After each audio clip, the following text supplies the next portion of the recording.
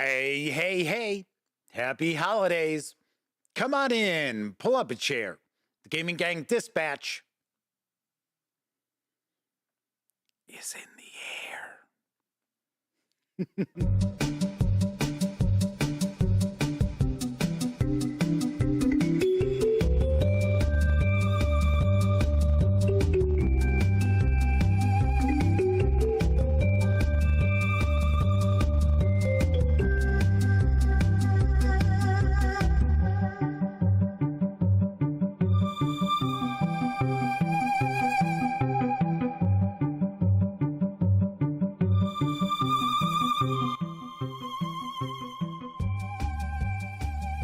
Howdy, gang, and welcome once again to the Duct Tape Studios.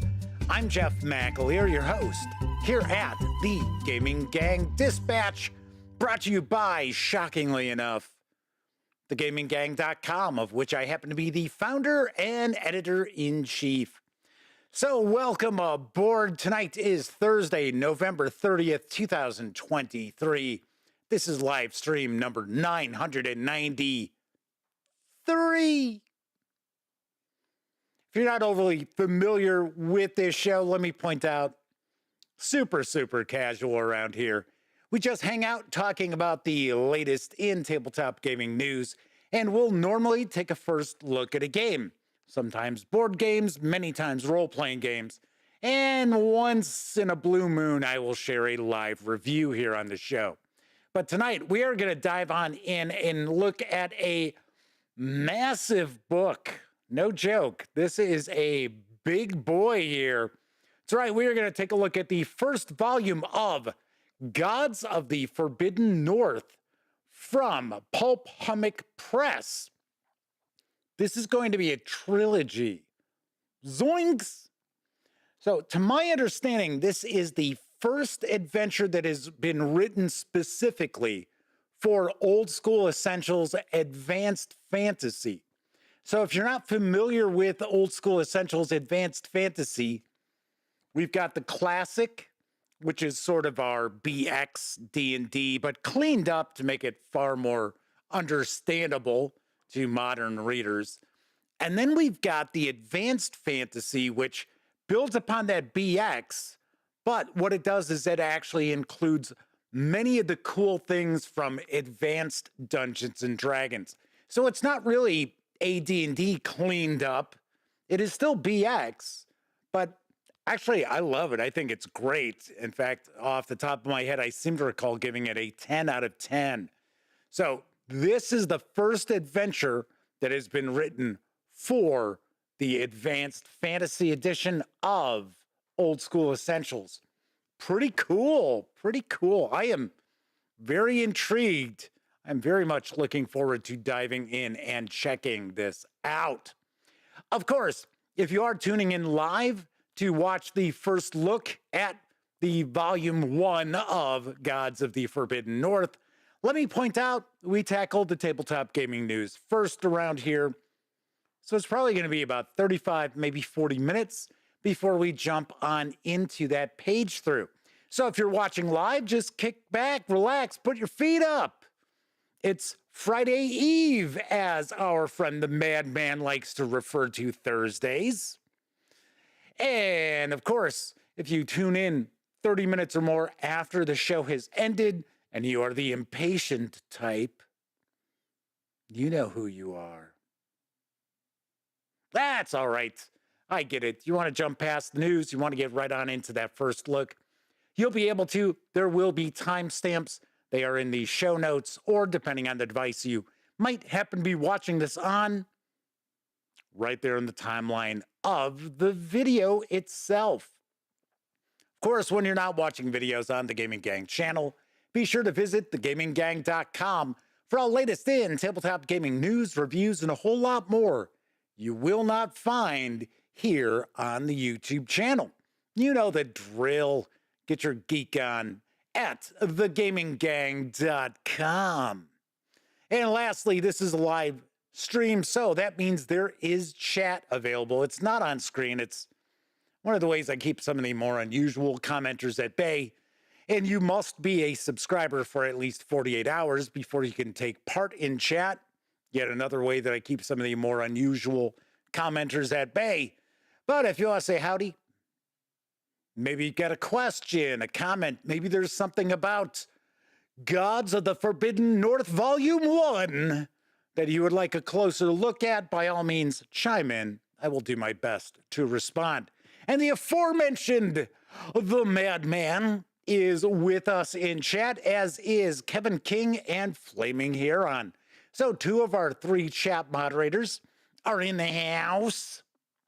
I wouldn't be surprised if our 3rd chat moderator, Sarah D, is also hanging with us tonight as well. So it is Thursday night. It is the final show of the week. It is the final show for November. Yes, December starts tomorrow. And I have to say, I am going to do my best to crank out as many reviews as I can before Christmas. So those of you out there who are still doing some last minute shopping for your gamers in your life, including yourself, I hope to have plenty of reviews out there to help make some buying decisions a little bit easier for you. So stay tuned for those. Let's jump on into the news, because we have got ourselves a supersized show tonight. Because wait till you see what the page count for Volume 1 of Gods of the Forbidden North is. It's hefty. Currently up on the GMT Games P500 pre-order list is a new deluxe edition of Wings for the Baron. And here's the skinny. The Great War has been going on for nearly 2 years, and the Western Front has become a series of fruitless attacks and counterattacks. Germany must control the air to break the stalemate and win the war. The army turns to the aeroplane manufacturers to build the best planes to drive the Allies from the sky. Wings for the Baron gives you control of one of 6 companies competing for lucrative contracts and the prestige of producing the best designs. Can you steer your business to produce the best fighters, bombers, and/or reconnaissance planes? Can you manage rising inflation, outwit your opponents through subterfuge and espionage, and lead your company to success? Wings for the Baron is a 1 to 6 player game of economic and technological development in the German airplane industry during World War I. The standard game focuses on German fighter development, and the extended game adds development of bombers and recon planes. Experienced players can play the standard game in about 45 minutes and the extended game in about an hour, making Wings for the Baron perfect for repeat play. The deluxe GMT edition adds to the gameplay of this beloved game by adding components and rules for a new 6th company, Siemens Schuckert, as well as all new art by artist Tim Allen and deluxe components. Wings for the Baron also includes solitaire and 2-player variants designed by Ken Keller, which lets you and a friend pit yourself against 2 or 3 or 4 other non-player companies in the extended game. This solitaire variant is a tremendous challenge and uses simple procedures to run the non-player companies. No flowcharts or complicated procedures necessary. Wings for the Baron Deluxe GMT Edition is once again for 1 to 6 players, ages 14 and up, plays in around 45 to 60 minutes, can be pre-ordered for the P500 price of $69 with an eventual MSRP of $85. I have to say, I recall when I think it was the 2nd edition of Wings for the Baron came out from Victory Point Games. A little bit back in the day with that. I don't know what the 1st edition was from Victory Point Games or not. I do know that it was one of the boxed games. That is what you're seeing right now, is an image of the 2nd edition. That is the Victory Point Games edition. But I did want to share with you a picture of what the game sort of will look like set up on your table. I have to say, I did not have an opportunity to review this. This came out at a point in time where things were in a little bit of flux with Victory Point Games and the gaming gang, and I did not get a copy of this. Unfortunately, because I honestly think that this is a pretty interesting concept, and I had always heard good things about it too. So there is that. So Kevin King and Kathy Evans, as well as our good friend Sarah D, are with us in chat. Howdy, howdy, gang. So let's get into some role-playing game news, because I have to say, if you're a fan of Doctor Who, I'm going to mention something else in just a moment. But if you're a fan of Doctor Who, then you want to check out the incredible savings with the Doctor Who Book Bundle Mega Bundle 2023. Say that 5 times fast. Available now over at Humble Bundle. I've got the deets on the deal. A TARDIS full of audio dramas, comic collections, and role-playing. The wonders of the Whoniverse are at your fingertips with this massive bundle of Doctor Who comic collections, tabletop role-playing games, and audio dramas. Take your gaming group on a trip to Gallifrey and beyond with the Doctor Who role-playing game rulebook and a TARDIS full of adventures and supplements. Travel to the swinging 60s with 2 different incarnations of the Doctor in the comic collection Doctor Who, A Tale of Two Time Lords. Return to one of the most captivating settings from the TV show in the audio drama anthology Tales from New Earth. Get all of this and more than 30 other Whovian treats, and help BBC children in need with your purchase. This actually includes 22 PDFs from Doctor Who the role-playing game as part of this bundle, as well as the first 12 Doctor source books. I talk about these all the time, how cool they are, and you don't have to even be interested in role-playing games to pick them up, as I recall Sarah D will attest to in chat. Yes. You can score all 36 items for a donation of $18 or more through December 6th. You heard that price correctly. $18 or more as far as your donation. And I will tell you right now, the core book alone, now granted, this is not the second edition of Doctor Who the role-playing game.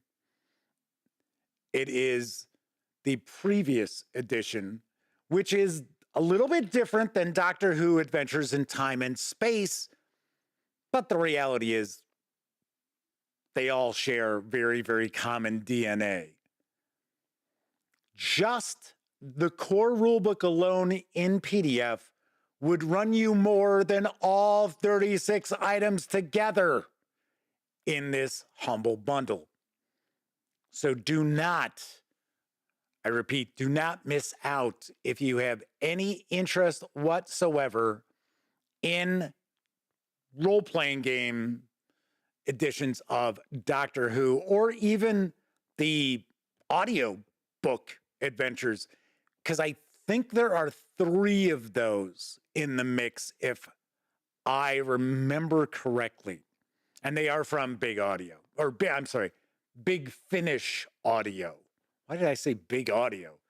I was thinking Big Audio Dynamite, who I saw in concert once, opening for U2. So the other item I was going to mention about Doctor Who is that Tubi TV,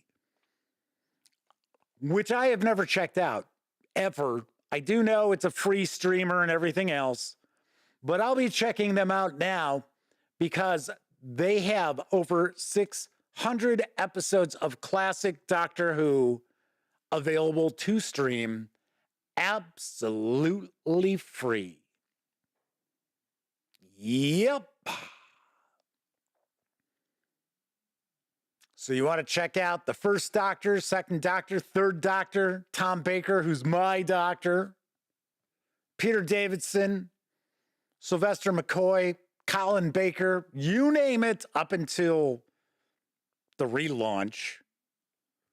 You'll be able to find it over on Tubi TV. I will point out that the first adventure, An Unearthly Child, is not part of this package because I guess there's some sort of ongoing fight over the rights to it, weirdly enough.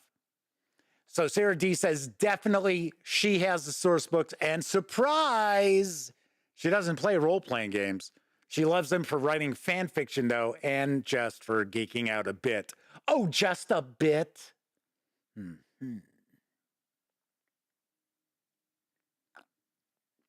Flaming Heron says, their only issue is that they're placing some of the RPG books in the highest tier of the bundle, which is fine if you like the other content.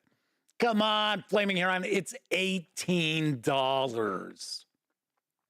I could see it if they were putting it, $50, something like that. I'd be like, yeah, come on. It's only $18. So I don't have any qualms about that whatsoever. So don't miss out. Once again, this humble bundle will run through December 6th. On to the next news piece, now available in print from Modiphius Entertainment, is the Raiders of the Serpent Sea campaign guide. And here's what I know. Glory is yours for the taking. Centuries ago, upon a vast, beautiful, and wondrous world, a horde of vile beings known as the Jotun destroyed the heroic Vanir. The survivors fled to a new world, Grimnir. Fast and inhospitable, many died in the early years. Yet, it was a place to rebuild. Generations have passed, but the memory of the old world's death is never forgotten. Their descendants, the Raiders, are ever vigilant and watch for the Jotun's return. You are one such hero destined by fate to bear witness to Grimnir's destruction, and perhaps fated to finally break your people free of the cycle of destruction and rebirth known as Ragnarok. From the lead designer of Dragon Age Origins, in partnership with the creators of Odyssey of the Dragon Lords, comes Raiders of the Serpent Sea. Take to the seas of Grimnir and battle against the sinister forces of a forgotten past in an epic campaign for the 5th edition of the world's greatest role-playing game. Their words, not mine. Guide 4 to 6 players through tumultuous waters as they become heroes across a campaign that will take them from 1st to 16th level. Raiders of the Serpent Sea is a blend of high fantasy and a darker world of grim seafaring raiders. Grimnir's clans constantly fight to survive in this doomed world filled with ancient and fantastic creatures, giants, sea serpents, saber-toothed tigers, and the world-devouring Jotun. Nowhere is safe. Danger and glory abound.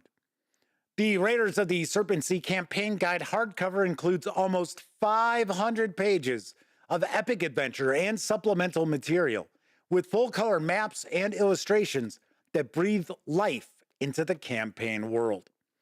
The 498-page hardcover of the Raiders of the Serpent Sea campaign guide carries an MSRP of $59.99, which should include the PDF if you happen to order it from Modiphius Entertainment or any of their bit and mortar partners.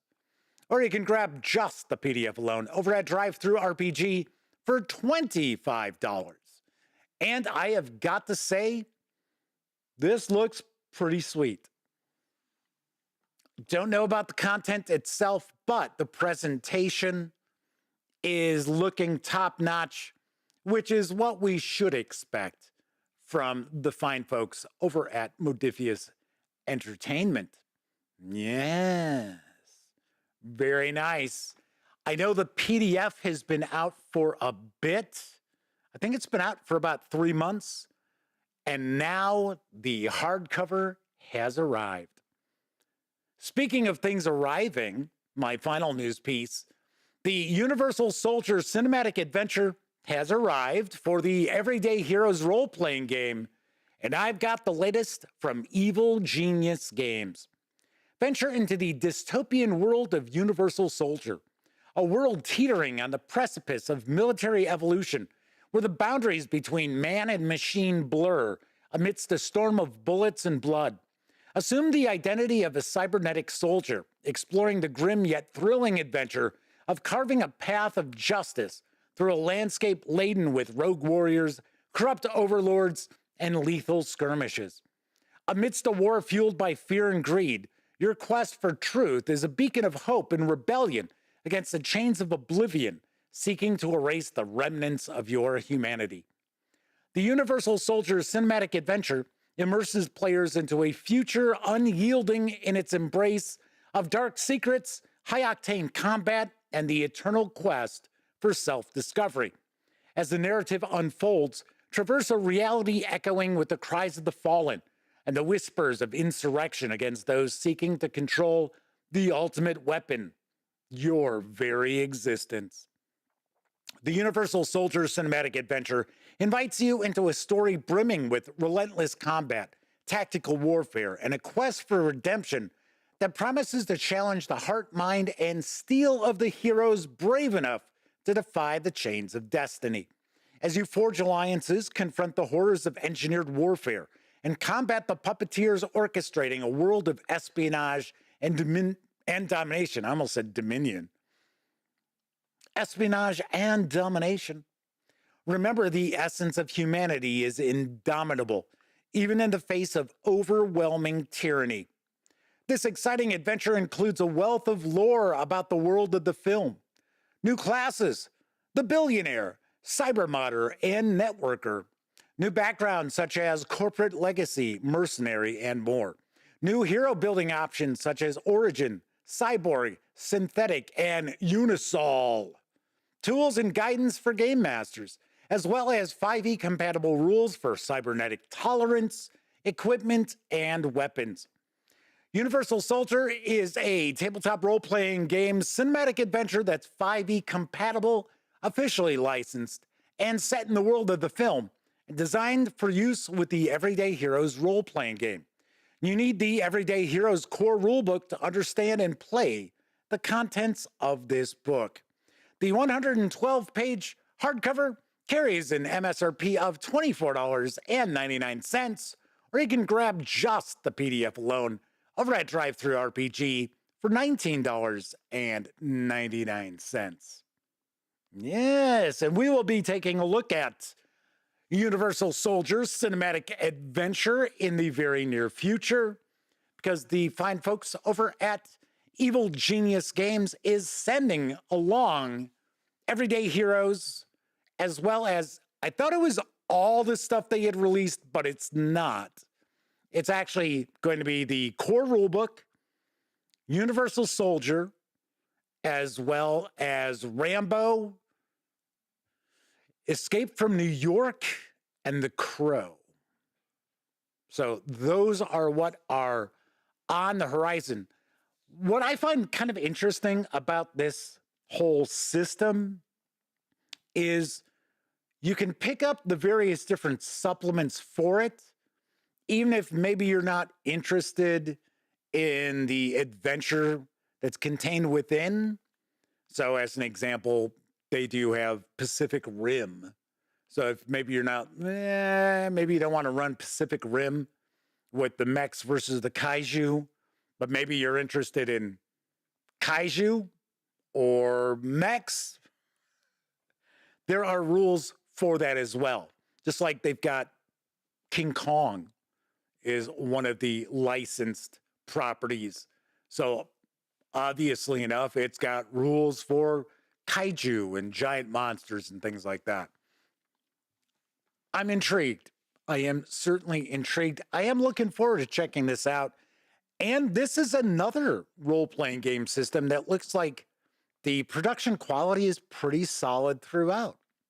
Very nice. Very nice. All right. That is it for the news tonight. course, I was talking about DriveThruRPG. Don't forget the Gaming Gang, thus Dispatch, is affiliated with the One Bookshelf sites. So if you are going to go visit, say, DriveThruRPG or Dungeon Masters Guild, Storyteller's Vault, Wargame Vault, what have you, please stop by thegaminggang.com. First, click on one of our banner ads. That way, if you happen to make a purchase, I get a small portion of that sale. And all those nickels, dimes, and quarters really do add up and help keep thegaminggang.com around. Very nice, very nice. Of course, if you like this video,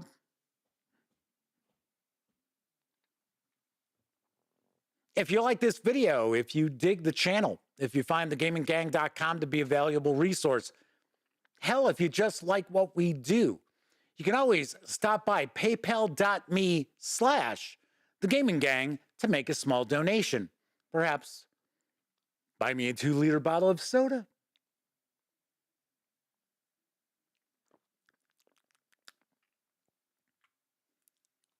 And thankfully, there are a lot of folks out there who visit they visit the Gaming Gang and click on the banner ads. All of a sudden blanked on it. I was going to say, they visit the banner ads. Hey, thanks for visiting those banner ads. Thankfully, there are a lot of people who do use those banner ads and or stop by paypal.me/thegaminggang. So thank you very, very much. I certainly do appreciate that. Plus, there are a lot of folks out there who contributed to the new laptop. Big thank you to all of them. Do want to mention, if you made a donation towards the new laptop, please email me at jeffmcaleer@thegaminggang.com. If you are into role-playing games, I have a treat for you by way of my friends over at Free League Publishing.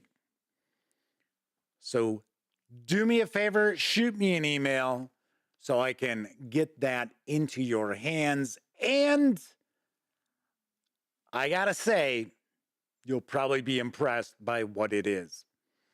Okay, so there you have it for the news tonight. We are going to dive on in, start looking at Gods of the Forbidden North. It is forbidden, right? Yes. For a second, I was like, wait a second, is it forgotten? Have I been saying forbidden and it's forgotten? No, it's forbidden. We're going to be looking at that in just a few moments. But first, I wanted to ask, because I had some conversations with some folks on Black Friday when I was out and about. And I thought it was very interesting how a lot of people my age or near my age were talking about how things were so different back in the day when you had to camp out, or say you had Thanksgiving dinner and everybody wrapped up Thanksgiving dinner and it was off to Walmart so you could go stand there until midnight when the things went on sale and stuff like that. And the conversation came up with the buy one. Well, it wasn't even really buy one. It was the free with rebate. How many times there were all these different things that you would purchase. It was a Black Friday special. You got a rebate form and you sent it in and you got a rebate check back for your purchase. So essentially you got it for free. And I remember there were like blank DVDs. Sometimes there were like movie DVDs, a lot of like small kitchen appliances, say like coffee makers, blenders, things like that. And it was really wild because it was free with rebate.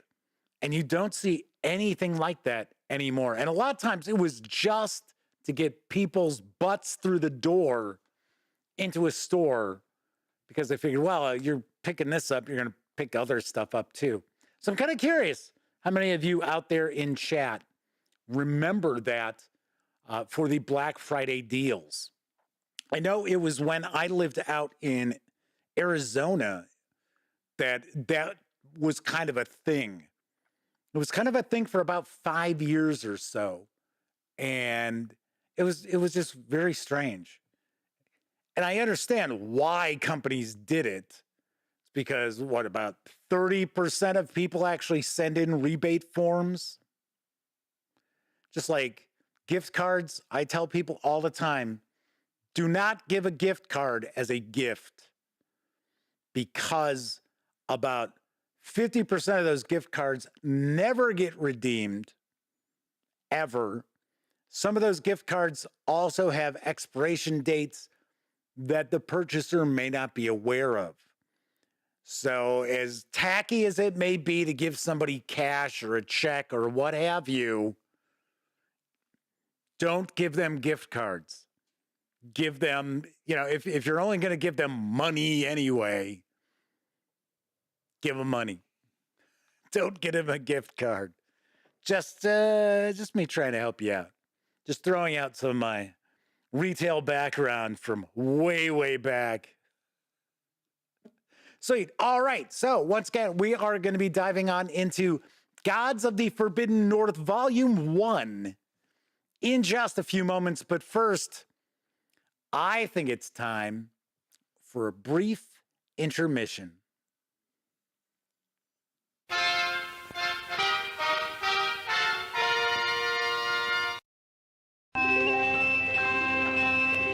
The Christmas season is celebrated all over the world and in many different ways, depending on deep-rooted legend, folklore, and tradition.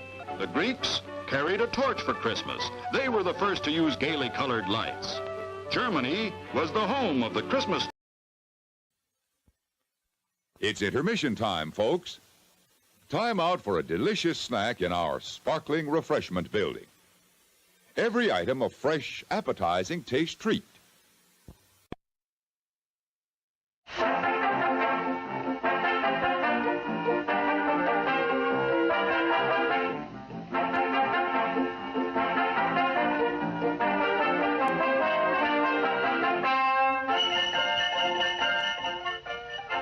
Merry Christmas, everyone!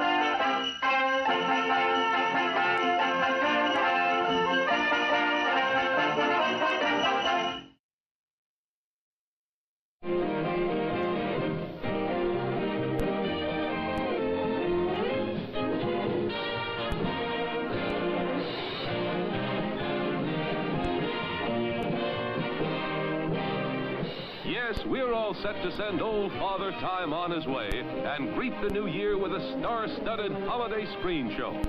So for riotous laughter, for hilarious fun, for a festive evening of rollicking entertainment, plan now to attend the liveliest party in town, our Gay Gala New Year's Eve late show, Saturday, December 31st.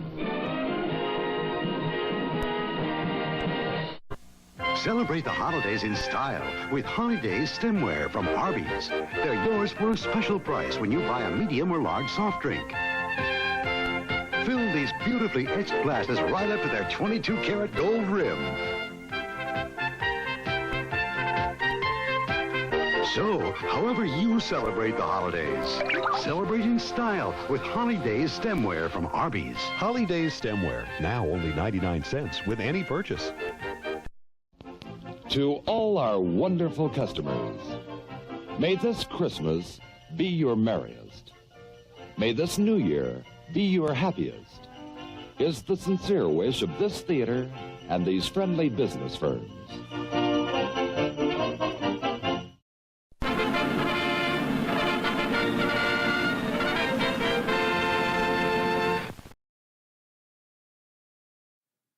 I don't know about you, but I purchase all my fine stemware from fast food restaurants. Kevin R. Smith says, I remember the Arby's holiday glasses. I know. And the funny thing is, they were nice. They were actually, once again, stuff that we just never see anymore.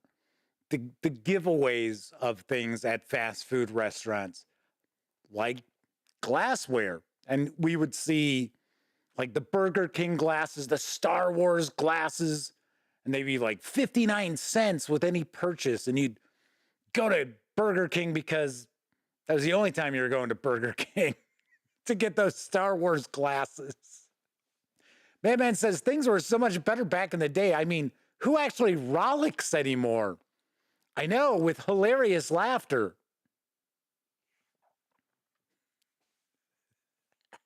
Sweet.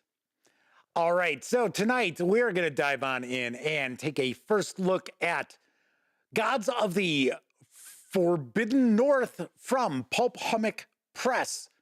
This is written by Robert Alderman, Chris Cotgrove, The Scrying Dutchman, and Joel Hines. This 473-page hardcover, yes, you heard that count correctly, with PDF is available from DriveThruRPG for $69.99, or you can grab just the PDF alone for $24.99. And this is Volume 1 of a proposed trilogy. Yowza. So you're looking at probably nearly 1,500 pages of content, if that is the case.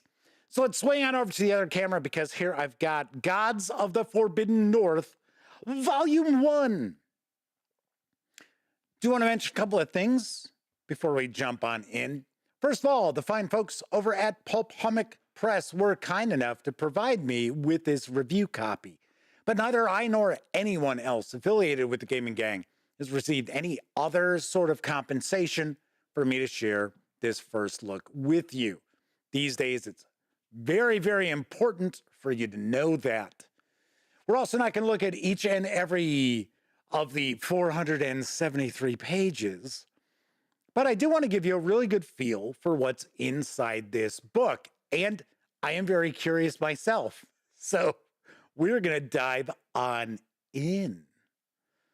Also, this is an adventure, or at least a portion of this book is an adventure. So if you're a player and you're hoping your game master is going to pick up Volume 1 of Gods of the Forbidden North, certainly recommend tune out now, even though I know nothing about this, outside of it being an adventure written for old school essentials. And I do believe it is for old school essentials advanced fantasy. You don't want the surprises of this adventure ruined simply because you were watching this video. So, JD Saul 3002 is with us. Welcome aboard. I think this might be a first-time visit. Says, think Ardenvoll, but in the snow. So the Madman points out their copy of the Distilled board game came with a really nice shot glass. Well, well, well. Funny thing is, I had to go over to, oh, I know why.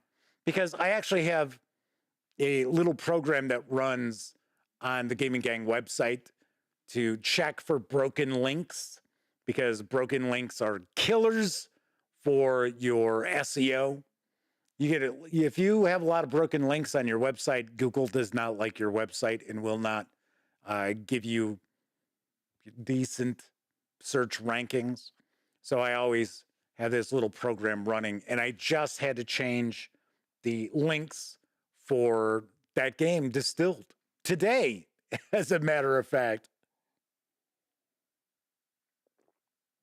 Because the links I had when it was on Kickstarter were no longer applicable. So let's take a look at the back here. On the Arctic frontier, at the border between the mountains and the wastes beyond, looms Castle Tharganon. For centuries, the Skull God ruled his domain from his blackened throne. But 20 years have passed since the routing of his armies, and now the castle lies abandoned with riches unclaimed. Yet death still lurks in the shadows of the ruins. An ancient doom arises from the depths of this place. This does require old school essentials, or let's be honest, should be very, very easy to port this over to BX or any other OSR retro clone, I would think. So, JD, I'll call them JD for short, says, longtime viewer, first-time commenter, longtime listener, first-time caller. Well, welcome aboard. Thanks for hanging out with us. So let's jump on in and see what we have got. So we've got a variety of different artists here. So want to make sure we give them a little bit of credit. So author, designer, and managing editor is Robert Alderman, with contributing authors Chris Cotgrove, Joel Hines, and the Scrying Dutchman. Oh, that Dutchman, he's always scrying. So we get some acknowledgments. So we get a map of the Forbidden North. So let's see. So we're going to have an introduction to the Forbidden North. Then we're going to get into Chapter 1, Ancient Tales of Frigid Tetherian. Chapter 2, Subarctic Society. Chapter 3, City Under the Aurora. Chapter 4 is Eye of Jakarta. Come on, it's fantasy role-playing stuff. I'm sure I'm mispronouncing it, but come on, it's not real. Chapter 5 is Land of the Long Twilight. And it looks like the adventures begin with Chapter 4. So maybe the first, it's like first 106 pages might be some setting info. Chapter 6 is Morkal's Tomb. Bog ruins of Fort Ikenvar. Chapter 8 is Late to the Barrow of 8. Chapter 9 is Lost Temple of Ningchaga. Chapter 10 is Watcher on the Water. So these are all adventures from Chapter 4 through Chapter 10. So it's looking to be about 200, well, no.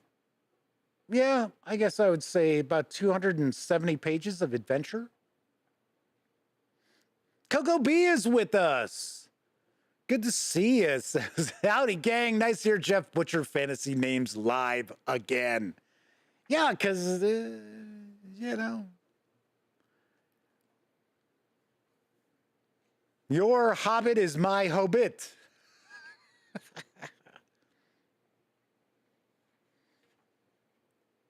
So let's take a look at the overview here. Gods of the Forbidden North is a massive 3-volume mega adventure series written for the old school essentials advanced fantasy tabletop role-playing game by Necrotic Gnome. See, I told you I thought this was written kind of specifically for advanced fantasy. And as far as I know, it is the first mega adventure for advanced fantasy. First volume is designed for a heroic party of 7 player characters to begin at first level and reach a minimum of 5th level by the book's conclusion. Holy cow!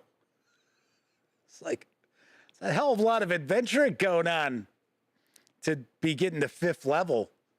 Hell, if this was Wizards of the Coast, they'd be 35th level after 270 pages of adventure. It says it is technically possible for most heroes to hit 7th to 8th level if all wilderness encounters are exhausted. So this first volume contains the Arctic frontier settlements, cultures, religions, wilderness, urban starter quests, and low-level dungeons. Volume 2, which I believe is going to hit Kickstarter in early 2024. Stay tuned. I'm sure I'll have news about that when it does arrive. Has the underworld and remaining mid-level dungeons on the Arctic frontier surface, plus several mid-level urban quests, expanding on plots from Volume 1. Then Volume 3 will have the Castle of Tharganon, its surface halls, mysterious towers, dark dungeons, and the Cyclopean city deep under the earth. See, I can pronounce that correctly. which leads to the Tesseract of Time, the adventure's climax. So you need 2 books, the Advanced Fantasy Player's Tome and the Advanced Fantasy Referee's Tome. I got them both. I've reviewed them as well. I've also reviewed the classic book too. I really like Old School Essentials. Only thing I think it misses out on is being a really good introduction to role-playing games for anybody. You really do need to have some experience with role-playing games to get the most out of those rule books, because there is no, oh, this is how you do this. Talks about the old school Renaissance, new monsters. We have referee note boxes. That's what these gray boxes will be here. Wandering monsters. Yes, that's old school, baby. Get those wandering monsters. Guys are taking too much time. Screwing around too much. Here comes the wandering monsters. Oh, and by the way, tain't got any treasure for you, Dooley. Monster activity. Well, that's kind of cool. So we've got a random table. What are the monsters doing? They're lost, they're hurt, stuff like that. I will say that so far this book has a real, kind of old school vibe, especially with the artwork, and the font is a nice size. I will say that as well. So we have kind of talked about this a little bit in the past, where the people who gravitate towards the old school Renaissance, not all of them, but a good number of them, I would say a majority of them, are older and they played role-playing games back when they first appeared on the scene. So I appreciate the fact that we have got a little bit of a larger font here to make it a little easier on older eyes.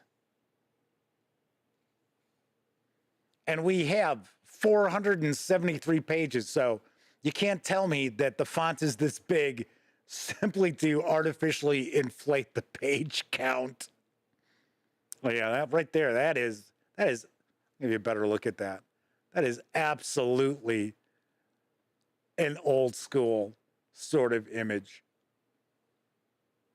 Well, we're 20 pages in, and so far, I have to say, this looks kind of cool.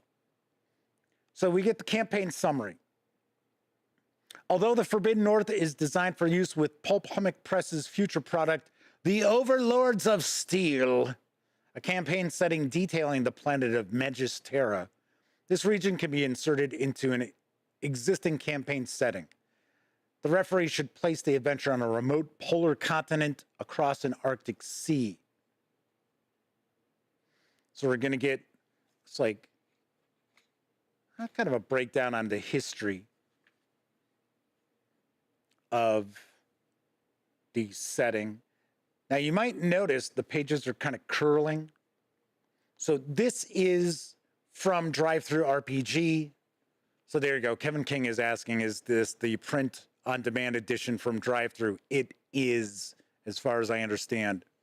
In fact, the reality is, I think that's the only way to pick it up.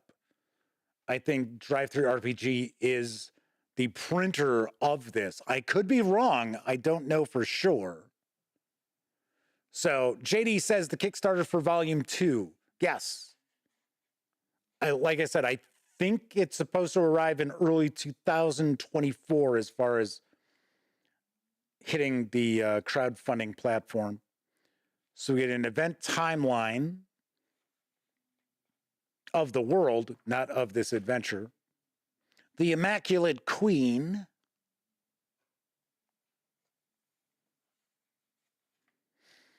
So it looks as if we're going to have quite a bit of setting information to kick things off.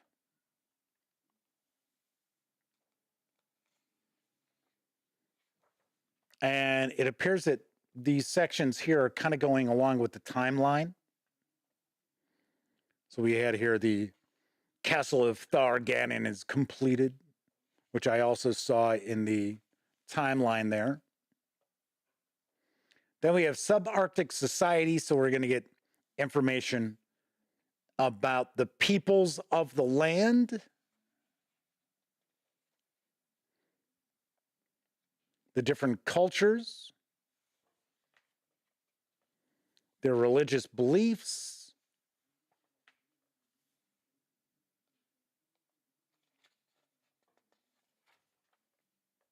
So I wonder if these people are supposed to be a bit more, let's say, rustic. I don't want to say primitive.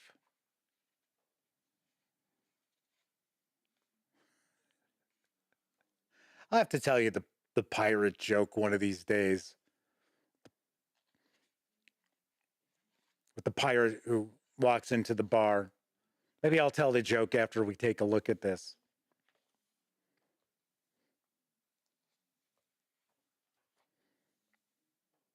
Sixth circle of the waning gibbous moon.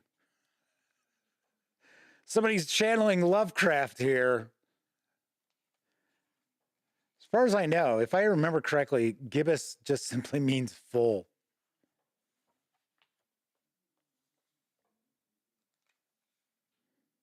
So we have these different circles of the black moon. Right, then we have the cities, I should say, city under the aurora, which is the city of Velkengard. The booming port city of Velkengard, gateway to the north, sits at the southernmost tip of the Kata Peninsula. Velkengard has several major advantages over other cities in this chaotic, violent time period. The city is remote enough to avoid invasion, and no foreign kingdoms are hostile to it. The city is stable and secure. It hasn't suffered a civil war or military coup. The city carries on the imperial traditions. It feels more civilized despite being on the frontier.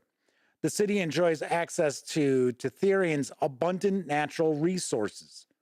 The city is popular with merchants, seamen, and adventurers. It gets a lot of publicity.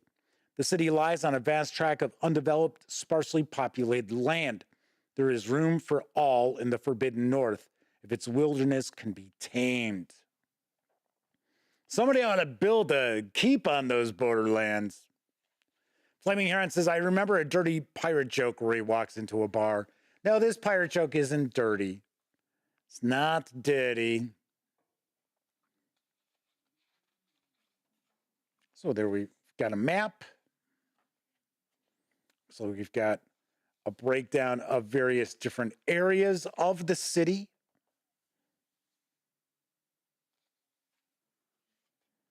I would have to say, so far, the artwork we have seen is relatively solid. You know, sometimes we see some of these smaller publishers come out with releases, and no, you know, I don't mean any offense by saying this, but sometimes the artwork is a real mixed bag. So far, I wouldn't say it's a uniform style, but so far, solid. Okay, so I think we're getting into the adventure here. Yep. There we go. Here is the adventure. In this opening adventure, the heroic company arrives in the Forbidden North, and not without purpose. They have seized a valuable... I can't really make that out on the black background. Inilgan artifact, the Eye of Thara, from distant ruins, pursued by their rival, Zarkand the Black Magician. Damn you, Zarkand! The Black Magician. I almost said Black Musician. The heroes race to elude their enemy and profit from the heirloom secret. This chapter presents a short beginner quest to facilitate character creation and introduces the players to the Forbidden North. The adventure begins on a ship sailing into Velkengard's port and then concludes inside the city. It feeds directly into Chapter 6, Morkol's tomb, though it isn't necessary for the heroes to tackle both adventures. Player characters should reach second level if they complete both chapters, giving the heroes an XP boost and then total freedom to explore Ditherion. It's designed for 7 first-level heroes. I would think it might be a little tough to get 7 players at your table regularly. I tend to find probably easiest is 4. And even then, sometimes it's a real pain in the ass trying to get all 4 players, of course, and the game master there. So here we've got breakdown by steps. And we've got read aloud as well in those game master reference boxes there.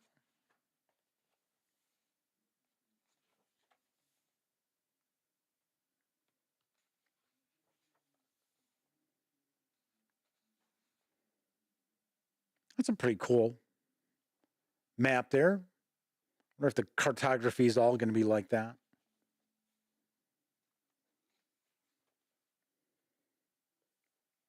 So then we get a section about light and weather. In an Arctic campaign, the number of sunlight hours, the dangerous weather patterns, and the frigid climate all play important roles. This section helps the referee understand these different elements. All right.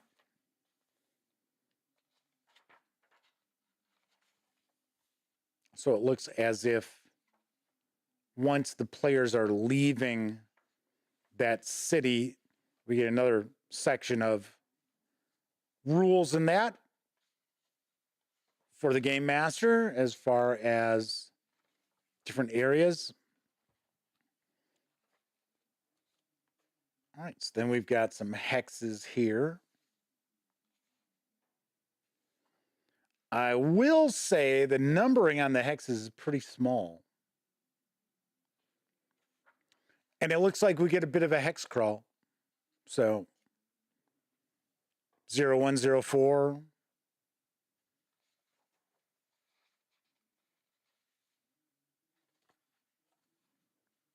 So as an example, we've got Kindly One's Tower. This stone tower was built on an islet just offshore. Its stone is salt logged. A small stone bridge connects to it from land. The tower houses Mazos the Kindly. He employs the ornery, blind Pushuken, which looks like they are a 6th-level assassin. The Hedian mage frequently says how useless the Wujian is as a servant, but the blind man bites right back at his employer, muttering about 13 unskilled apprentices lucky to have learned from the same gifted master. In his basement, Mazos hides 13 spell page mummies and his thrall, the remains of former apprentices. So it talks about his treasure, development. Mazos seeks a new apprentice. He promised to himself that he would pick someone worthy this time.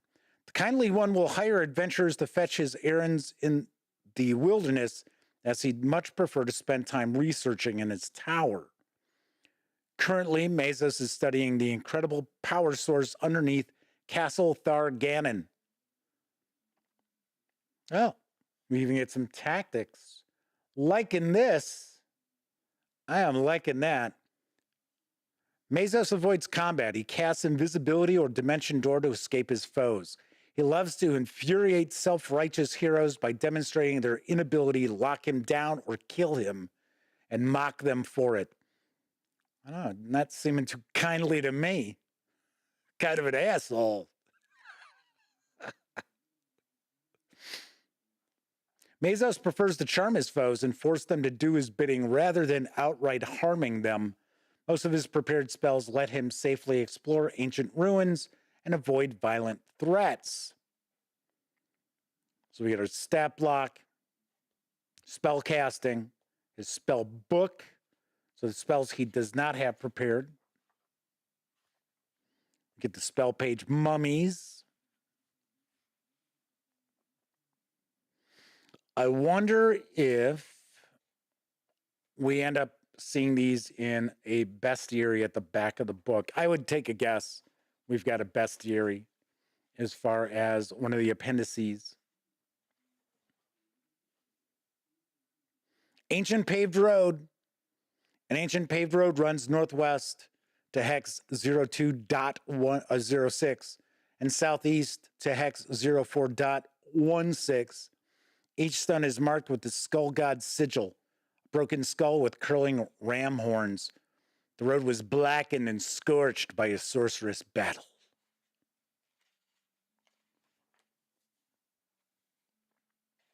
Flaming Heron says, pretty much old school RPGing. Kathy Evans says they have 4 to 5 regular players on a game night. Cool, very nice. Very nice. If I could get some folks together in the suburbs out where I live, even if they were strangers, I would still look to try to run something every couple of weeks. But here's the thing. I am running Massive Nyarlathotep with my brother and Elliot and my nephew Cameron and his girlfriend. We're still trying to get my niece involved in it because she likes spooky stuff. And strangely enough, she really digs the 1920s. So it's like, okay. But I wouldn't run Call of Cthulhu. I would probably run a fantasy role-playing game. Maybe even Savage Worlds. Dun, dun, dun. Because I'm pretty impressed with Savage Worlds. Stay tuned. I've got some reviews of that you will be seeing relatively shortly, especially the core book. You should be able to see that this weekend. All right, so this looks like this is all hex crawl, hex maps.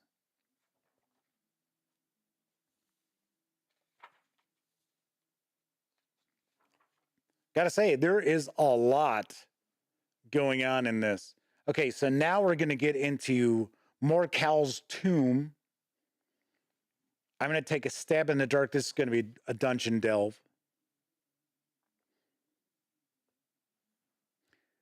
Morkal was no mere Inalgan. He was a proto-trow, bred for fanatical loyalty to a singular purpose, to serve as the mighty herald of the Endworm, Volthum, and to usher its arrival onto Magus Terra after escaping the Virescent Cube. But this fanaticism failed when it was weighed against Morkal's desire for survival and his personal ambition.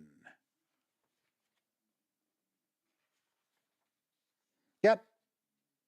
So here we go. This is our dungeon crawl.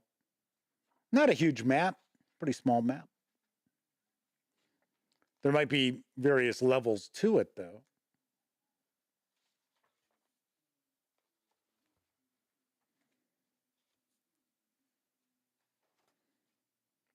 Oh, here we go. So this is an island. Something, oh, slavers. Oh, no, we can't have slavers in a role-playing game. Get ready. Everybody's going to freak out.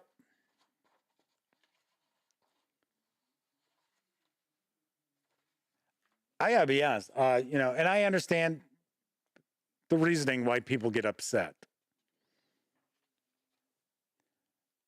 But it's not as if the players usually take on the roles of slavers.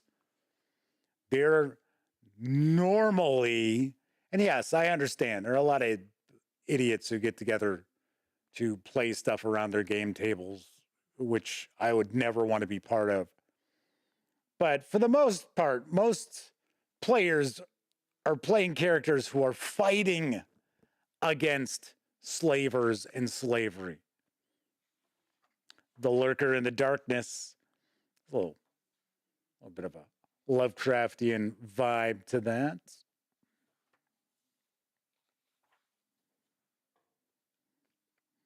And then at the end of each adventure, looks like we get a section talking about the conclusion, future party goals, and adventure rewards. So we have experience points from monsters, treasure, and magic items. Or I should say, it's telling you where the magic items are. You don't get XP rewards for that.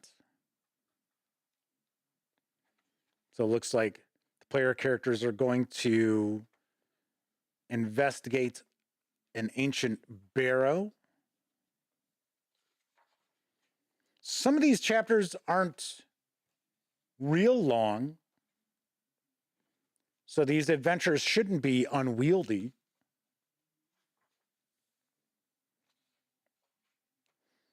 Shrieking Cell of Prudence. So here is our read aloud. This small enclosed room has 2 stone seats in its corners.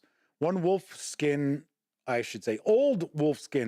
cover each for sitting. A white and black curtain hangs from a ceiling rod for each side's privacy. And then it tells us there's monsters in there. I would hope there are plenty of opportunities for parlay in this, where it's not every encounter is, oh, you open this door and you get attacked. Kevin King says, so if a group likes this setting, this book could be a year or 2 of gaming. Yeah, that's what it's looking like to me. And once again, that always has to do with how long are your sessions?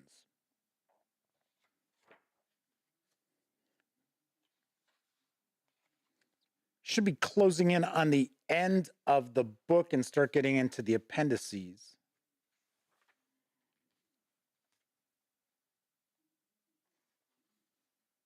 Yep, here we go.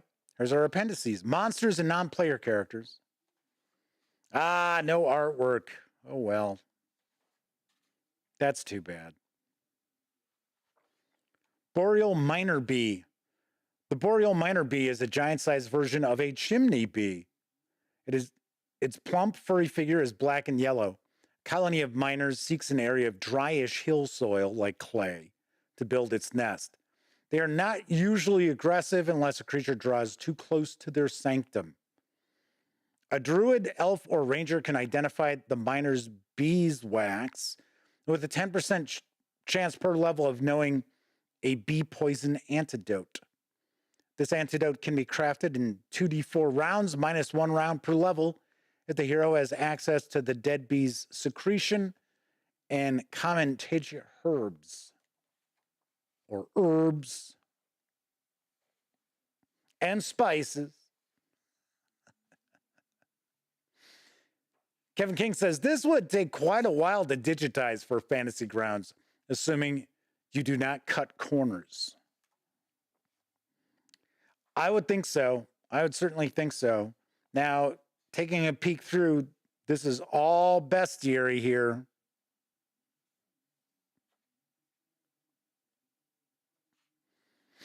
But I do not see tactics for the various different creatures.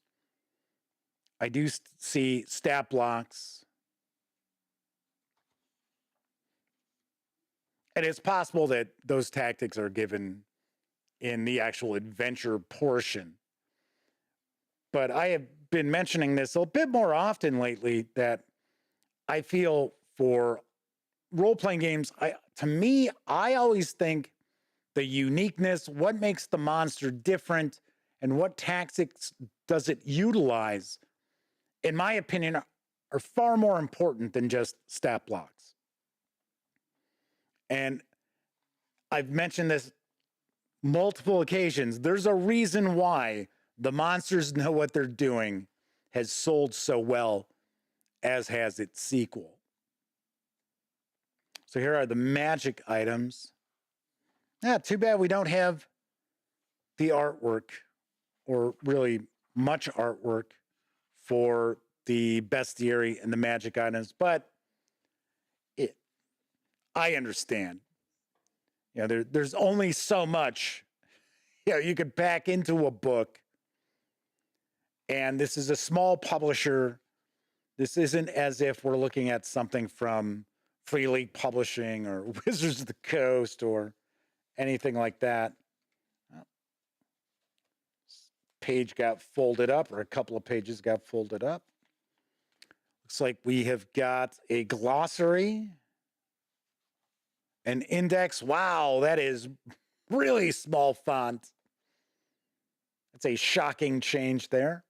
And we've got our backers for the Kickstarter.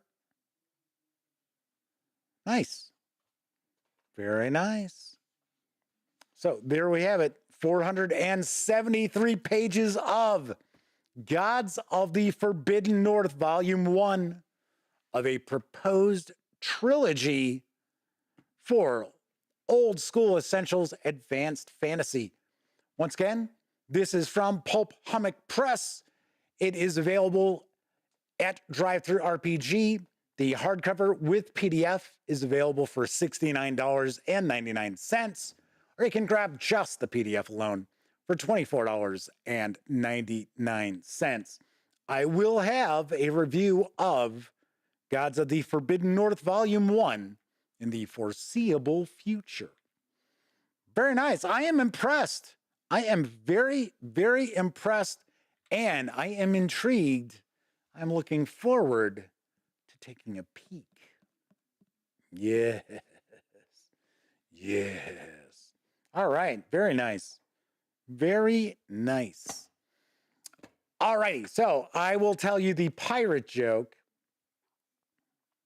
Hold on a sec.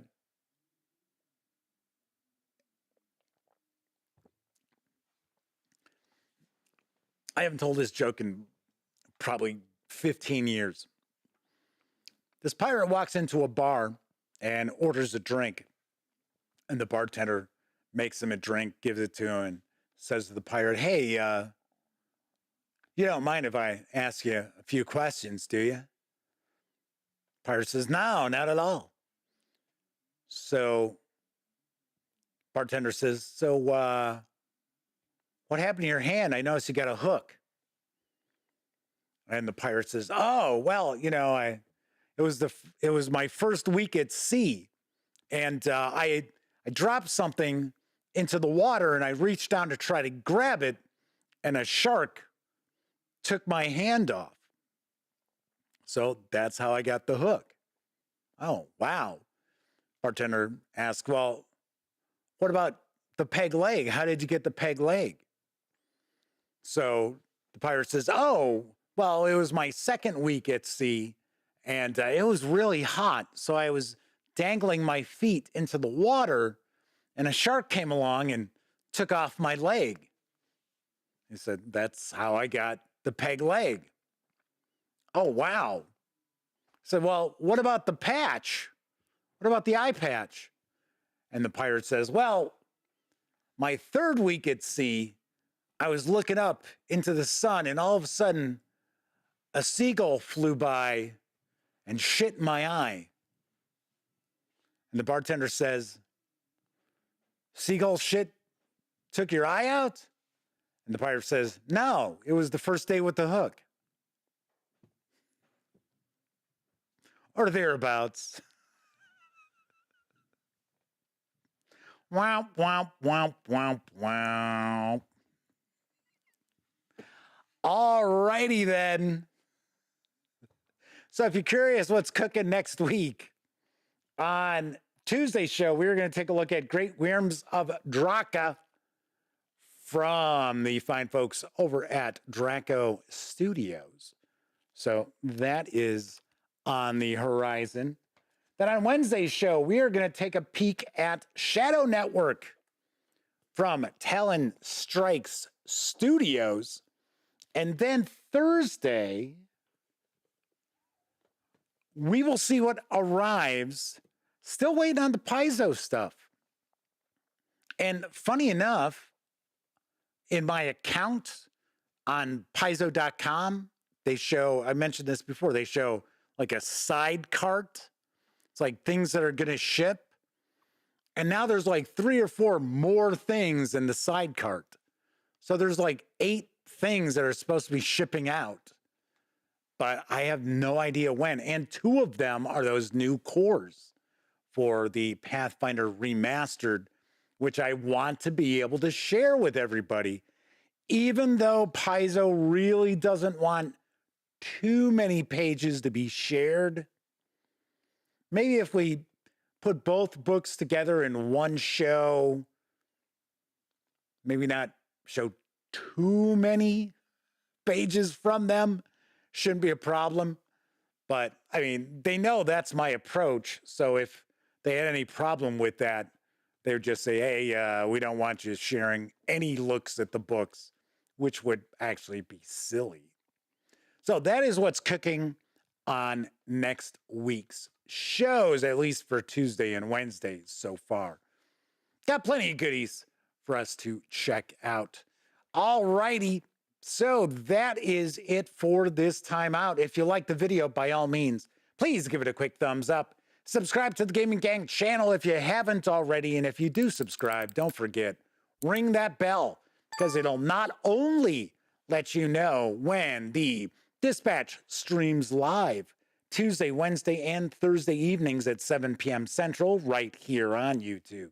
It'll also let you know when I upload other videos, such as my review of Warhammer 40K Roleplay Imperium Maledictum from Cubicle 7 Entertainment. It will go live later tonight.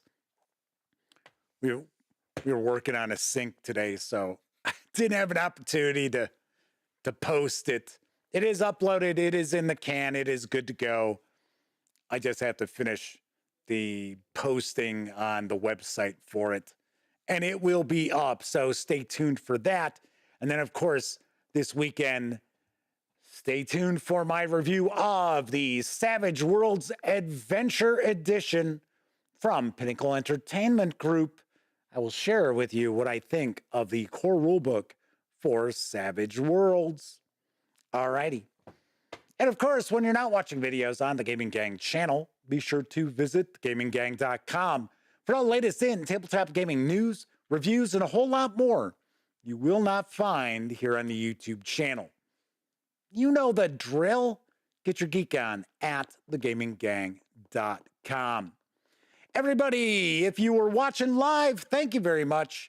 If you watched live and took part in chat, a bigger thank you, big tip of the cap to you as well, because not only are you keeping me company, you're keeping each other company when I'm paging through a role-playing game book or unboxing a board game. But I know a lot of you out there, you don't have an opportunity to watch live. Doesn't matter if you're watching live or on Memorex. Thank you very much for taking time out to watch any of the videos here on the channel. I will be back on, I almost said Monday, on Tuesday. How long have I been doing shows? Tuesday, Wednesday, Thursday now?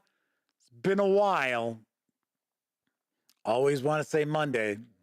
I don't know. Anyway, everybody enjoy the rest of your morning, afternoon, evening, whatever time of day it is in your neck of the woods. I will be back on Tuesday.